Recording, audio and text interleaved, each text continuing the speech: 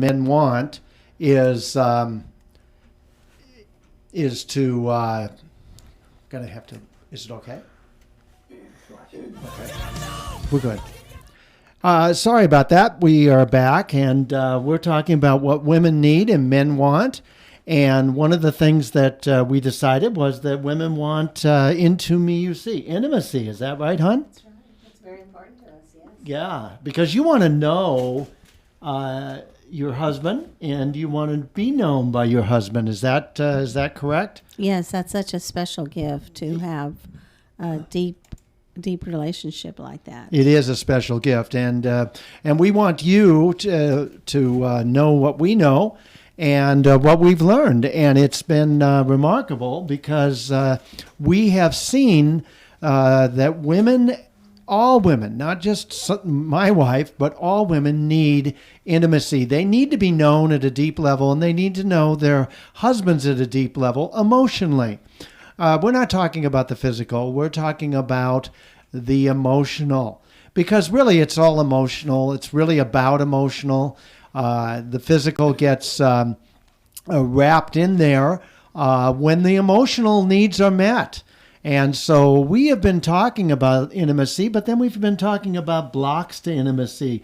And so today we're going to talk about something that near and dear to our hearts, because we've been through it, and that is this whole concept of truth and grace. And, you know, what we want to first say is that Jesus was a man of truth and grace. He would have fully balanced truth, and he had fully balanced grace. And in our society, and certainly in our marriage, I laugh, I chuckle a little bit because when we first got married, we're going to talk a little bit about that, but we came upon this understanding of who was a truther and who was a gracer. And what did you say you were? Well, I was a gracer. You were a gracer, absolutely. Now, let me explain that just for a second here. Jesus was a man of truth and grace. And what we need to recognize is that grace is something that is given to us that is absolutely not something that we deserved or earned. We know that Jesus went to the cross, and we certainly didn't deserve or earn that. And then truth is when we know what reality is, God's reality. We know reality. Now, you can define it this way. Truth is structure. It's a way to be able to have a way of living. We need to have tenets. We need to have truth. Well, grace, on the other hand, is relational. So most women are more relational, so most women are more gracers unless something happened to them in childhood. And so what we've been able to recognize is that truth and grace is really, really something to be looked for, developed into. Right, hon? Yes.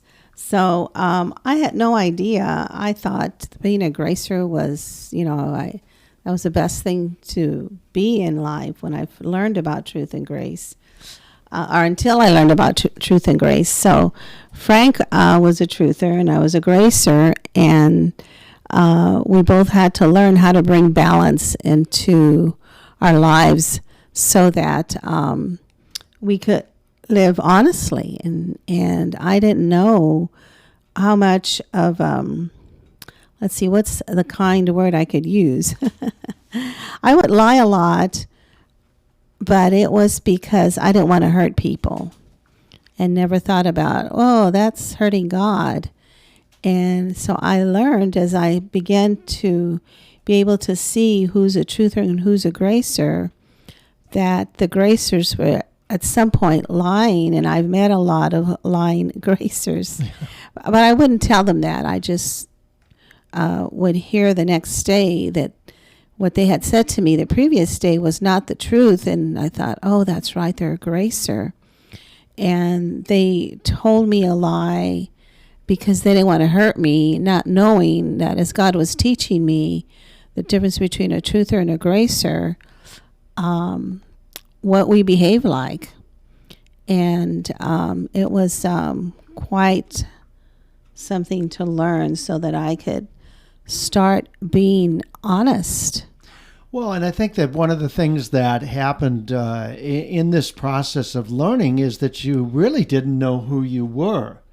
And we're going to talk about that in a different segment. But really, it seems so, I think you probably thought this too. You know, it's great to be this way. It's great to, and before you started learning, it's great to help people with their problems. It's great to rescue people. It's great to take care of people. And I think that pretty much came from raising 10 brothers and sisters and a mother and father, did it not? Yes, I'm a firstborn of 10 brothers and sisters. And so, babies were being born almost every year as I was growing. And so I learned to be a gracer and to be kind and gentle because of the babies. And I did that for so many years that's who I became. Exactly. And what ended up happening is you were a caretaker for all your brothers and sisters. You had to have some truth because eventually your parents, kind of abdicated their roles and gave you the role.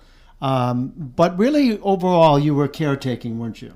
Yes. And then, the caretaking I did, I just learned hands-on because I didn't really, I had no training. And my parents, my dad worked all the time, and my mother was pregnant all the time.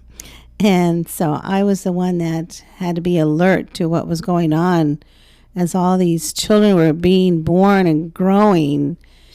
And so you were taking care of them all the time. You were changing diapers at age 5. And that's one of the things that happens to children is that they grow up too fast. They take responsibility. They, if they have an alcoholic father, they're the ones that try to take care of them. We talked about codependency. That is one of the aspects of this. But one of the things that happens is that when a gracer takes care of everybody, then kind of a gracer gets taken advantage of, right? Yes. And I just really wouldn't take care of a lot of my needs. There wasn't time for them. And so whenever I could, I would quickly do what I could for myself. But there was always a baby crying or a brother hitting a sister or, a parent's role.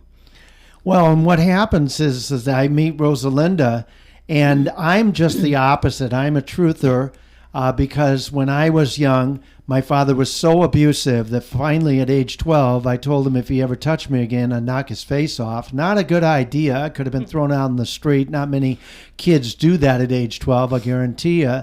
It's a lot easier to shut down and just not speak or, just not be able to stand up. But I did. I just was so frustrated. One day I said, that's it. But I didn't say that's it. I just was so angry. And it was really, really, I got so much in touch with my anger. Before that, I was pretty much shut down. And so I became a truther. And what truthers do is they take advantage of people. They are the ones that are controllers. They try to control their environment. Really what I was a man that was very insecure, very unsettled. My whole defense was a good offense. So I was an intimidator, and I took advantage of people to try to get more and more of what I needed and what I wanted.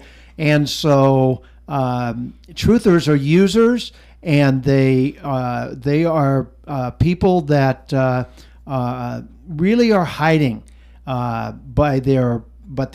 they seem powerful, especially to gracers. And guess what? Truthers and gracers are attracted. So when I first met Rosalinda, I'm a truther, and I've survived this, and I went through a 20-year marriage, didn't work out with another gracer. And then I met Rosalinda, and I thought she was running a hospital. She was involved with lots of different people, rescuing them and taking care of them. And it was pretty amazing. Yes, I excuse me. When I met Frank, I thought, well, here's another hospital patient, and so I treated him like I did pretty much everybody else. But what I learned about him is he was probably the most controlling person I met in a long time, and I never did well with controlling people. I would lie to them and try to get rid of them, in a nice way. But he kept showing up. And so, long story short, look, we're married now, going on 15 years this month. And I began to take courses that Frank was taking as well. And they began to explain the lives of truthers and gracers. And my eyes opened up. It's like the Holy Spirit was, see, there you are, there he is. And I remember the speaker, the Christian psychologist, said, some of you gracers are waiting for the truthers to see what they're doing, and you have to speak up, because they're not going to come and say, oh, I'm sorry, I'm so controlling. You have to speak up. And when I heard that, I thought, oh, I've been waiting for him to see it, because we've been going to several seminars already, and kept thinking, okay, he's going to tell me real soon. I've learned what a controller I am. And so when the speaker said, you have to speak up, I got angry, because I thought, he should know better. He should have come to me by now. And I went to a very bad place in my mind, because he was sitting to my left. And, I was so angry, I wanted to push him off his seat. She did push me off my seat. I will tell you that. She gave me a big push. And, literally? No, I didn't push you off literally. Well, it was pretty much. So what happened is we actually reversed roles. And that was not easy at all, because Rosalinda became more of a truther, because she had to get in touch with her anger. And we'll talk about that later on. But right now we're just talking about truthers and gracers. And what happened is I had to be more kind, more gentle, more considerate, more gracious. Boy, that was a lot of work. Less controlling. And Rosalinda had to access her anger and stand up and say, no, you're not going to control me anymore. No, I'm not going to be told what I think you think I should do. And it became kind of a war of wills, if you will. And so, as a war of wills, we we didn't do so well. But we finally began to realize, if I became more graceful, more of a gracer, had those attributes, but still kept my truth, and Rosalinda was able to become more of a truther and still keep her graciousness and her kindness, and but still have some truth, we would actually become more like Jesus. Oh my gosh. It was an amazing thing. And one of the things that is a result of being able to become more balanced in our relationship is Into Me You See. And we have become more and more vulnerable and transparent and open and honest.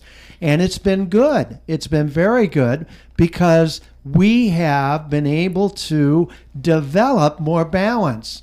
And as we develop more balance, we find that that our relationship continues to grow deeper emotionally, and we just really appreciate each other a lot more. Is that right? That's true. Yeah. That's true. I remember as I was learning to not be controlled, it just seemed like, wow, this is a new place. I've never been here. But what had happened is, as a young child, my parents, would hand over the next baby every year. And so I learned to just, be submissive and loving. And I could never say to them, well, I need to go rest, or I'm tired. I never even thought about that. I just thought they need me, and here I am.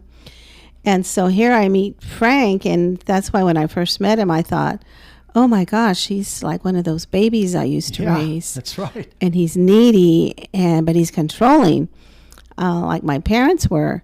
So I thought, okay, he can't be in my possum. He's got to go. Yeah, really. And what's really interesting is that as these attributes of gracer and truther, as the gracer becomes more aware of what's really going on, and the truther's in trouble, quite honestly, because he's been or she. Now it can be a he or a she, and so it's but it really because truther women marry gracer men, and gracer men marry truther women. So it's really something that we need to be aware of, and something we wanted to share with you today. And there's a lot more information that you can get on our website, joystones.org. Let me say that again, joystones.org. And when you come, you'll be able to find videos that are going to talk to you, more videos. We have lots of them that are going to talk to you about different subjects that you may be interested in. And so it's very, very important for you to leave your email when you come to joystones.org. And we would like to have you leave us what you're interested in. How can we help you? And so we'll be back in just a minute. And if you will go ahead and stay tuned, we're good. Thank you so much. If you just tune in, we just want to welcome you back to Power 2.1 FM, the Bridge of Diversity, FYI Radio Ministry. We are coast to coast and around the world. We also invite you to visit www.joystone.org to see more about what Pastor Frank and Pastor Rosalinda are talking about today. Are you a truther or a gracer? What we need to know, what women want, and men need. Just stay tuned. We'll be right back.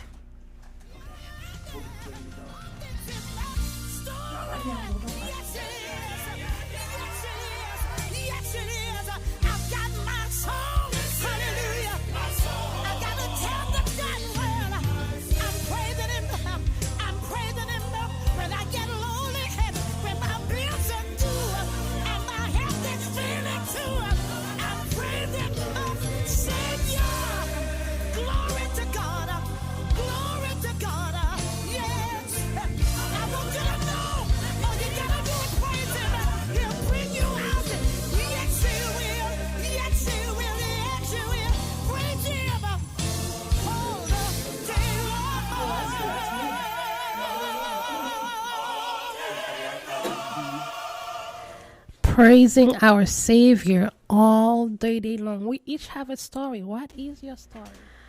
Welcome back. If you're just tuning in, we are live on FYI Radio Ministry, Power 2.1 FM at the Bridge of Diversity. We have Pastor Frank and his wife Rosalinda talking about what women want and men need. Just stay tuned. We'll be right back. Pastor? Well, we are back, and we want to talk to you now about the whole understanding. We started into it last time that we were talking, but now we want to talk to you about what happens. Like you may recall, Rosalinda talked about she's having to do all these things to raise her brothers and sisters. Well, today, right now in this segment, we're going to talk about how a child actually loses themselves.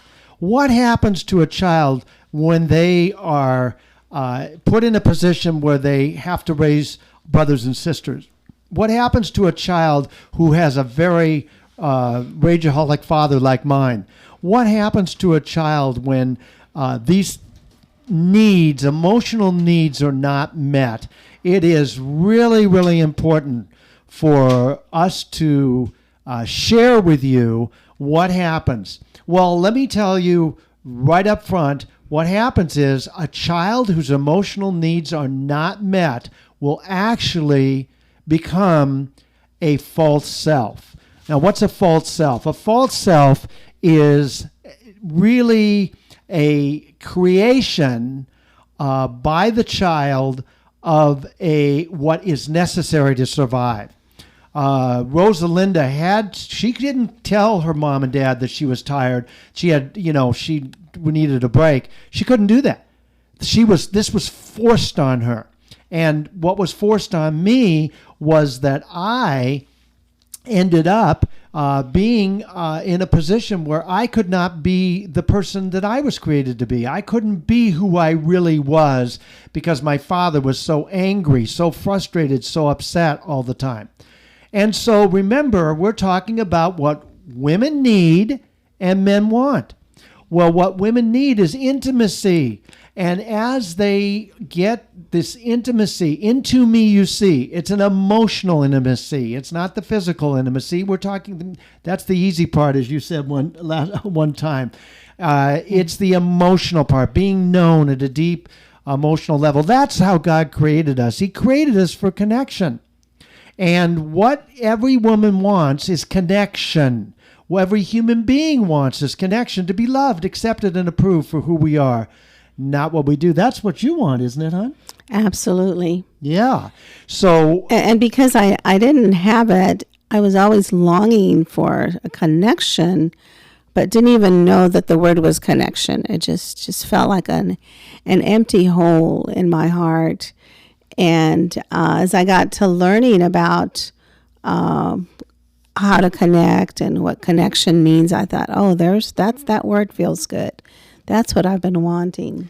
Absolutely. But see, one of the things we're talking about again is what are the blocks to intimacy? What are the blocks to connection? What are the blocks to being known?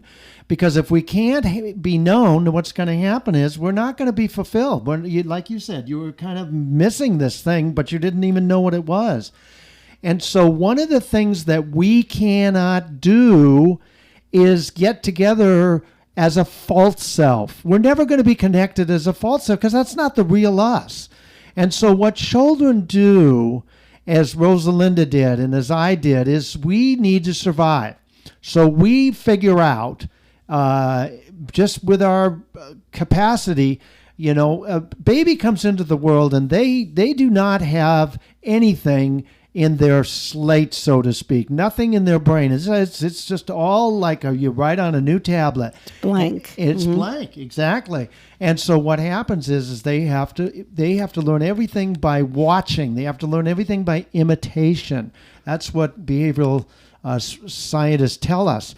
And so if you see Dad gets angry because he just out of the blue gets angry about something I've done, then I quit doing it because I don't need pain. And so we become pain avoiders. I'm sure that happened with you, with the babies, right? Yes. Uh-huh. And so you had to... Well, my job, I could see what worked best was to keep them happy and smiling. And so that was, I learned how to do that very quickly. Yeah. And we, all children learn how to survive because that's how God created us, is we got to survive. But he didn't create us to be a false self. And so one of the problems with a false self is a person becomes a false personality, if you will, just not the real person they are. Just like you were kind of you just had to do this with blinders on, didn't you? Right. And my parents, they didn't mean to do that. They just were surviving. I mean, how do you live with 10 children in your life? And so they did the best they could with what they knew. They weren't, cruel on purpose, or they didn't know how to raise children either. And I saw them, how they would be with us, and I would think, oh, that's not how I do it. And so when they were gone, which seemed like often, I would go back to the way that I saw worked best for my brothers and sisters, and wished that my parents could do that, but I was too afraid to tell them. I mean, I'm just a kid, and I'm going to tell them how to raise kids. I had no idea how much they did not know. As I grew older, I saw, oh no, because my brothers and sisters began to respect me more than they were respecting my parents. And so my parents would say, oh, you need to straighten them out. And so I would. And it was mostly by just speaking to them. And I had to be firm with them because it was too many of them. And so my sister, who was a year younger than myself, said to me one day, I want our brothers and sisters to respect me like they respect you. And I said, well, you play a lot with them. I had no time to play, but she played a lot with them and fought with them. And so they didn't have the respect for her that they had for me. And so you kind of lost your childhood, it sounds like. Well, you know never what? had a childhood, By did you? changing diapers, I was 5 years old. I remember when I changed my first diaper, and I thought, I have a real live baby. I don't need a doll. Yeah, you didn't need a doll. I get that, but it also was not a childhood where you could run in the fields and chase butterflies and check the birds out and swing on the swings. It just got lost, and that's the same thing that happened to me. And here's the real problem with this, and why it's so dangerous, is because but that's what we did to survive as children.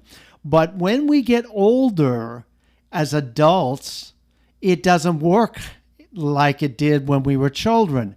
And what happens is that when I met Rosalinda, she was rescuing and helping scores of people.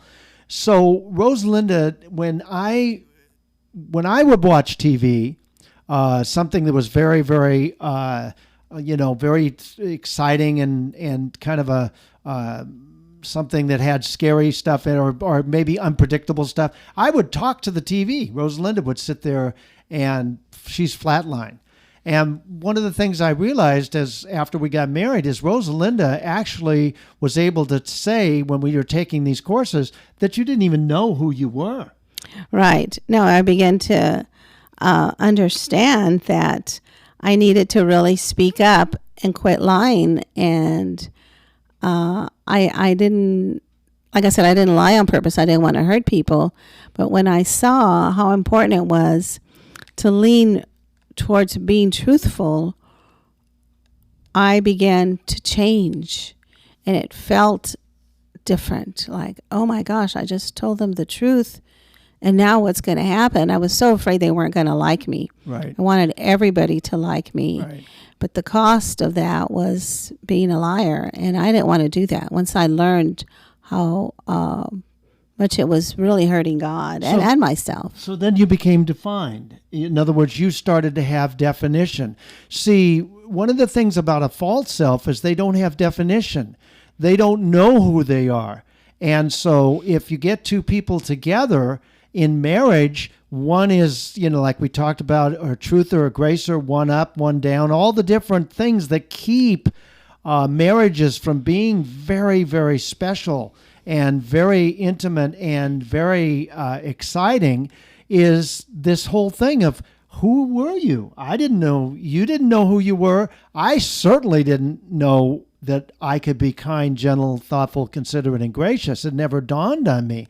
So as we worked together in these classes and in the groups that we were a part of, where we were learning how to be able to accept each other unconditionally, you grew with your definition, and you became more balanced, would you say? Became more defined. And as you became more defined, you were being able to get more in touch with the real you. Is that correct? With who Christ created me to be. And I began to learn how valuable it is to be honest in all areas, whether if people liked me or not. And that took a while to allow people to not like me because I told the truth. And I would do it in a kind and gentle way. I wasn't rude or anything, but that was a huge task for me to learn. When you said tell them the truth, it's kind of like before you would let them stand on your toes and just just hold on because you didn't want them to not like you, didn't want them to abandon you and reject you. Mm-hmm. But after you became more defined and you saw your value, your value is to take care of your feet, right? Exactly. So you would tell them that they were standing on your toes, so because it was painful, it was hurtful, right? Yes. So in that context, what we're really talking about is that Rosalinda learned how to be able to say to someone, that's hurtful. That hurts me. Because she saw that she was valuable. She didn't just read it in the Bible. She actually experienced it in the groups we were doing, and she was actually experiencing it as I was trying to become more kind, considerate, and gentle. Rosalinda was trying to find out, how can you say something to somebody in a kind and gentle way and be defined. I was learning that I was a very sensitive man. I did not realize that because I was so angry and so frustrated all the time. I did not seem to be a really sensitive man. And what it turned out to be, and I believe many men are very sensitive, don't you, hon? Oh, yes. We've seen so many at our church, at the church, and yeah, it really has been. So one of the things that we began to see is the real Rosalinda began to emerge, and the real Frank began to emerge, and it was really not the false us, because the false person that we were, Rosalinda was, looking for, love in the wrong way. I was looking to extract it from her. She was looking to not, to not be. She didn't want to be rejected and abandoned by me or by others. And so we really weren't able to have the kind of emotional togetherness that we've been able to create now, because you know more of who you are. I am now more kind and gentle. So we're more balanced than we've ever been in our lives. Is that right? Yes. Nowadays, when I say something to Frank about what I want to do, I was able to, I remember when I was finally able to say to him, well, I'm not asking that should I do this. I'm telling you what I'm going to do. And that was huge. That was a huge place for me to grow into. Yeah. And I'm not saying I don't ever ask him, what do you think? I feel okay now that I can ask him, what do you think? Because he's learned that I'm asking for his opinion, but it doesn't mean that I'm going to do it. And I feel really good about that he's not going to control me and say, no, this is what you need to do. And so I had to walk that through with him. And I would say, Frank, this is what I'm going to do. And it was out of balance sometimes on my end because I just didn't want to be controlled. And now the kind, polite thing to do that I feel comfortable with now is saying, I do this more often. What do you think? Where before, I didn't want to know what he thought. Yeah, really. Because it felt controlling to me. Sure, absolutely. And what we want you to realize is that most marriages are stuck with two false selves getting together and just really not being able to be known, and they don't even know themselves. And we can't know ourselves until we know what we feel. You had a real issue with that, trying to know what you feel. I remember that. I was struggling. I'd say, you used to say, I know what I think, but I don't know what I feel. So we have lots of information, and we want to help you. We know what women need and men want. And you can come to joystones.org. That's our website for the church. We do groups at our church. We have learned how to be able to help married people because we've helped ourselves. And we didn't have a lot of instruction. We got some basics, but then we had to work out all of this with fear and trembling. And so we have been working on it now for 15 years. We think we've got some fairly decent results, right? Oh, my gosh. Miraculous. Almost miraculous. So we want to go ahead and let you know about joystones.org, and we'll be back in one more segment. Thank you so much. If you just tune in, we're just to say thank you for listening to FYI Radio Ministry Power on 2.1 FM, the Bridge of Diversity. Just stay tuned, we'll be right back. Okay. I think you're getting this down, huh?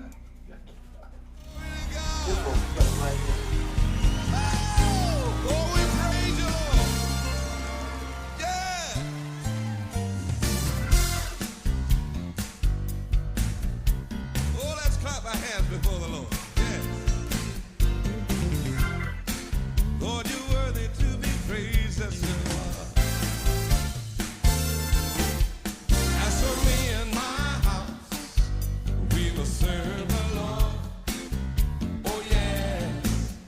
As for me and my house. Welcome back. If you just tune in, you're listening to Pastor Frank and Rosalinda Lewis. What women want and men need. We are back, and we are talking about what women need and men want. And we want you to know that this is a subject that is so critical to a marriage, isn't it, hon? Yes, it It's- really is. It's really important. We've been married almost 15 years, and we were also married. You were, how many years? 23? 21. 21 years and divorced, and I was married for 20 years and divorced. So we didn't do it right. We know that. We didn't know what we were doing. We find that a lot of married people don't know what they're doing. And they just, get attracted and jump for each other. And we now have studied this upwards and downwards. And we run the singles group, both of us at our church. And we have a number of singles. And so we're helping them to learn. Woo, you don't want to do what we did, right? No, Jump into the fire. no. And we knew there was something wrong, so we were both trying to learn, and we're studying all the time. And so we wished we could have found a Frank and Rosalinda for ourselves. Yeah. We once went to a therapist, if you can imagine this, and we knew a whole lot because we've been studying with therapists and at the church we were involved in at that time. And what ended up happening is that the therapist said, well, you know a lot. How come you don't do it? Maybe you should get a divorce. And we were like, what? That was pretty crazy. So what we're talking about, women need intimacy. Women need to be knowing who they are and knowing who their husbands are. And that is really a big deal. It's not a big deal. It is the biggest deal because, like you said before, hon, you need connection. That connection is so vitally important to you, correct? Yes. Yeah. So important. We are talking about blocks to intimacy. What can stop us from having the really God-ordained, wonderful marriage that we can just really flourish in? And it's vitally important that we recognize that God has put marriage together for an amazing thing. It's a representation of Christ and his church. And so we want to be pleasing to God and having a great marriage, right? Yes, it's so important that we live in agreement, and even when we don't agree, to have a kind heart towards each other. Yeah. Because we're not always going to agree on everything, and it's important to be respectful and towards it's each other. important to be in unity. We're developing more unity than we've ever had, and but there are blocks to this process, and one of the blocks is what we call fear bonds, and that's a psychological term. And so let me break it down a little bit for you. When we are little babies and infants and toddlers, we're supposed to develop a bond with our parents. What a bond is an emotional attachment.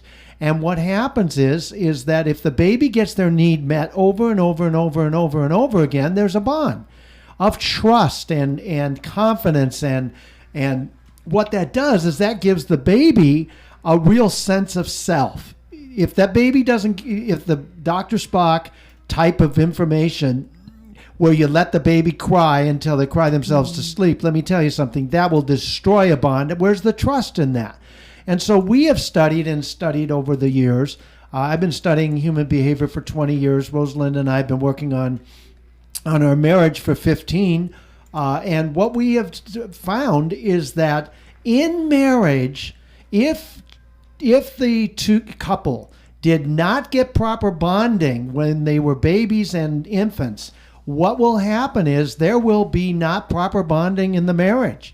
And that ends up looking like this. You have a irresponsible little boy and a very responsible woman, or vice versa, irresponsible woman with a very responsible, controlling husband. And so that's not a way to build a marriage. And so one of the things that I was a little boy, and you were the responsible Mommy. And you know what? No, mommy, that's right. No woman really wants to be a mommy. You didn't want to be a mommy, did you? Not to a grown man. No, No. absolutely not. And so that kind of wrecks the relationship, takes away the intimacy for sure, right? Absolutely. In a lot of different ways. So one of the things that we wanted to talk to you about is this thing called fear bonding. Because in a marriage, if the couple don't know what they're doing, and most don't, that's why the divorce rate for Christian marriages is about the same as the world. And that's really sad. We think that's really something that we're hoping that this course and the eventual book, What Women Need and Men Want, will help to really open people's eyes. Because we, like I've said, we've been doing this a long time, but what we discovered was that the bond between the couple, in between us, for instance, when I first met Rosalinda, I was needy. I mean, extremely needy, wasn't I, hon? Yes. I wasn't aware how needy he was till after we got married, and I thought, oh my gosh, he needs a therapist. He needs a mommy and a therapist. And so it was pretty crazy, but I was so needy because I didn't know what I was with a woman. I didn't know what I was doing. And so what happened is very needy. And so Rosalinda, I could see, could be like my all-nurturing mother. By the way, that's not a good thing. Please, right, hon? Absolutely not. It's not a good thing for a man to want an all-nurturing mother. You know why? Because it just destroys the relationship. The woman gets resentful, and the man's like, he's going to stay a baby or infant for the rest of his life. That's not good. Irresponsible infants don't work in marriage, right? No. So what happens is that I'm now in a situation where I'm really attracted to Rosalinda as my all-nurturing mother. She doesn't get that I'm really there to get my needs met without meeting hers, of course. I mean, that's part of the deal. And so she thinks, she's going to rescue me and make me responsible and help grow me up like she did her brothers and sisters. There's 10 of them, those babies that she took care of. Well, here's another one.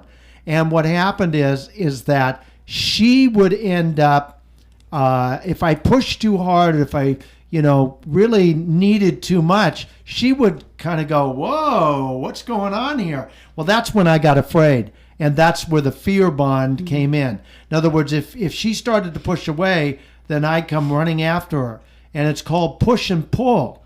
And you may have had that in your marriage where, what happens is if I start to grab too much and control too much and need too much, then what happens is she's going, wait a minute, I'm not getting my needs met here. Now I'm in fear, and I got to manipulate and control and figure out what to do to, go ahead and solve this problem because I got to get my needs met at any cost. And, I'm not up for meeting her needs because my needs are much greater than her needs. And that was pretty crazy, wasn't it? Push-pull. Oh, it was a very, very difficult time in our marriage. It was a very difficult time. And so I think that you were afraid of me, right? When I hit the anger button, right? Yes, he had a really serious anger problem that I didn't know about until I think I learned about it and a month or two after we were married, and I thought, oh my gosh, what is this?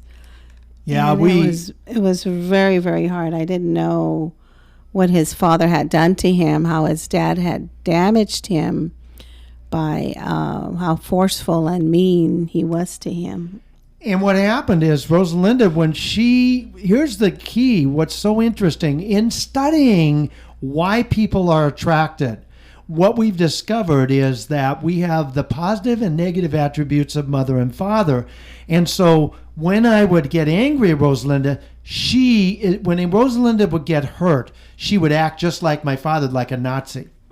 Oh, it was rough. It was very, very rough. And because then I'm like, I'm sleeping with the enemy. I'm married to the enemy. I got to protect myself. And, she's also realizing that I'm the enemy because this is like her crazy father. And, And mother, my mom and dad were both. Yeah, because your mom was a screamer and a yeller, and your dad was, angry, frustrated man. And so, see, we always marry according to what we are comfortable with, what we're used to, what we've grown up with. And so, here we were. I'm afraid of Rosalinda and she's afraid of me. That's going to make for great intimacy, right? How well did it work? I think you left for 8 months, right? Yes, I had to leave because of Frank's anger, and I just couldn't deal with it. I never met or known anyone as angry as Frank was. And to survive, that's what happened. Yeah, you had to leave. Rosalinda left for 8 months. I was glad she was gone, if you can imagine that. But then what ended up happening is God had other plans. And, we just, God had a plan. And what he was wanting us to bear down and do work. Because becoming less fearful takes work. I had to learn to be who I was, and you had to learn to be who you were, right? Yes. Yeah. Yes, and it was a lot of work. It really was a lot of work. But God kept telling me, and the Holy Spirit kept teaching me, this is what you do next. And so I would do that, and sometimes it would work, sometimes it wouldn't. Because we were so set on our ways, it was hard to make the changes. And without the Holy Spirit's help, I could not have done this at all. No, we needed great help because we couldn't find anybody that could help us. We went to a marriage couple, and they were supposed to help us. And what ended up happening is that didn't work very well. And so the reality is that we lived in fear of each other leaving, rejecting. When we came back together again after the 8 months, I was a little bit more under control because I needed Rosalinda a lot. She was more herself, because she needed to be protected. And so it was a very tumultuous time. It was very difficult, wasn't it? It was very difficult. And so one of the things that we ended up doing is she ended up being knowing more of who she was. This was all rooted in knowing more who she was and what she wanted and what she didn't want. And I began to realize, oh my gosh, Rosalinda really is not going to hurt me. She's not out to hurt me. She said that a number of times, but then I actually experienced that. And you really kind of found out I wasn't out to hurt you too. Right. Yes. Frank's anger, when he would get so angry, he would just lose himself. And well, it was rage, really. Rage. And I didn't understand it. And because I grew up most of my life not being angry at anything. I was around babies so many years, and toddlers and elementary age children and junior high and then high school. And so I learned that being peaceful with them was the best way to do this, but I was lacking truth. So just like Jesus is full of grace and truth, I needed to learn how to live my life with grace and truth. Yeah, one of the things that we saw was that if we were going to be fear bonded, it wasn't going to work. Fear bonds really are people that are afraid of being able to be the real them. They're never going to have this thing called intimacy. And so we are continuing on to try to help people that don't know about. What we settled. We could have settled. We could have just settled, but we were prodded by God because we really wanted something different. We were prodded by God, weren't we? Yes. And we were really looking at that and prodded by God. So yeah, we wanted righteous living, and so we kept seeking God for it, and that's the way He was leading us. So we want you to know that the joystones.org is available. That is our website. That's the church website. We will talk to you again, but we want you to know that we have information for you, how to have a better marriage because of what we know what women want. We know what women need and men want. And so thank you.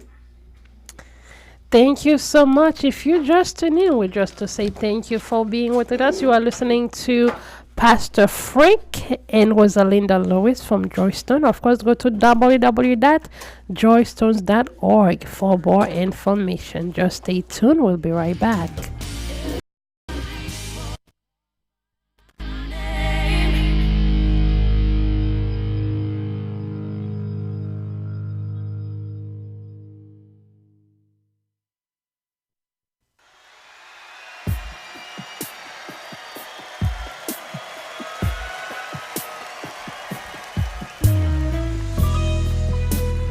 Somebody lift your hands as we celebrate the greatness of our God. He's great and He's greatly to be praised.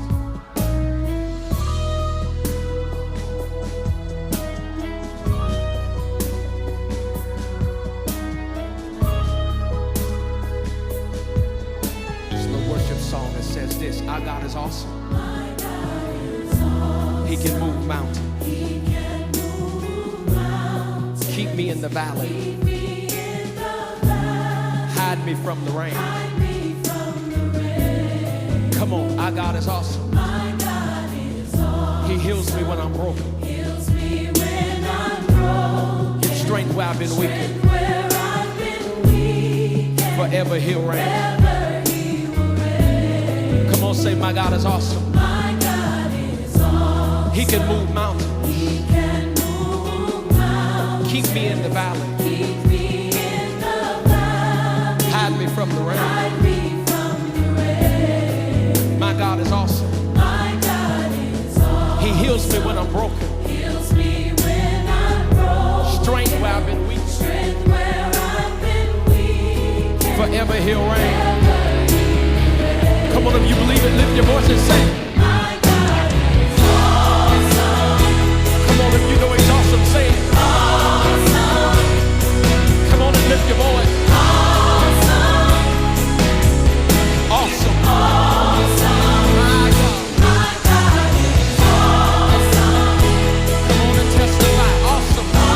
Awesome. If you believe it, say it. Awesome.